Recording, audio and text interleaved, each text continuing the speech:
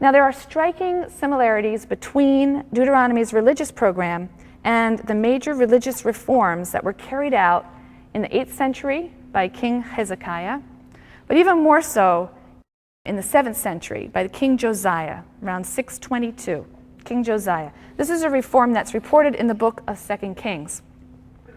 In 2 Kings 20, this reform has long been noticed and provides scholars with the basis for dating the core materials of Deuteronomy, dating them to the late 7th century. According to the story in 2 Kings, during temple repairs that were being done in the time of King Josiah, the scroll of the Torah, that's how it's phrased, the scroll of the Torah was found. And when it was read, the king was distressed because its requirements were not being upheld. Now this term, the scroll of the Torah, as I said, does not occur in Genesis through Number. It is a phrase that occurs in Deuteronomy 17. Then continuing the account in 2 Kings, Josiah is said to take action.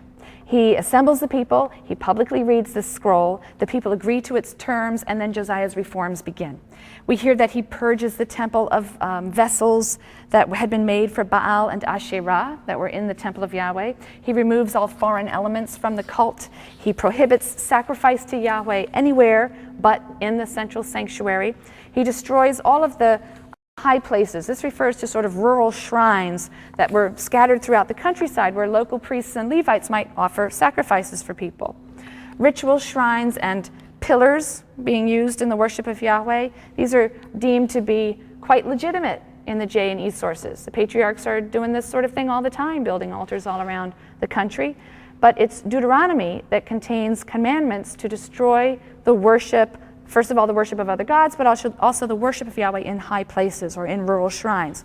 So this is evidence again that what Josiah found to base his reforms on was something like the book of Deuteronomy. It's Deuteronomy that contains the prohibitions of high places and so on. After these reforms, it's reported that the Passover was celebrated. It was celebrated not as a family observance in individual homes, it was as a national pilgrimage festival celebrated by everyone in Jerusalem. That's how its celebration is described in the book of Deuteronomy. It's described as a family celebration in individual homes in the other books of the Bible. So again, this is another basis for the conclusion that the scroll of the law found by Josiah and guiding his reforms was something like the legal core of Deuteronomy. Scholars now think that that legal core of Deuteronomy was produced in the northern kingdom of Israel, which fell in 722, you'll recall. It was probably produced there in the 8th century, and that is supported by the fact that Deuteronomy has affinities with some prophets, with the writings of some prophets we'll be looking at later from the northern kingdom of the 8th century, such as the prophet Hosea, and we'll see this when we look at Hosea's writings. It also has affinities with the E source, which is also connected with the northern kingdom. In the 9th and 8th century, the northern kingdom was the site of a struggle against Baal worship.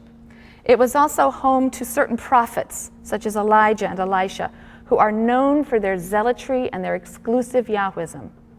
So some scholars think that was going on in the 9th, 8th century in the north, this sort of Yahweh-only party that was working hard and struggling against Baal worship. And they think that those Yahweh-only traditions were brought south after the fall of the northern kingdom in 722. You had refugees coming south. They brought these traditions with them. Some of these written materials were put into the temple. And then about a century later, during Josiah's time, when the temple was being refurbished, they were found. Possibly this material was then worked into a larger scroll, given its Mosaic introductions and so on. And that all contributed to Josiah's reform.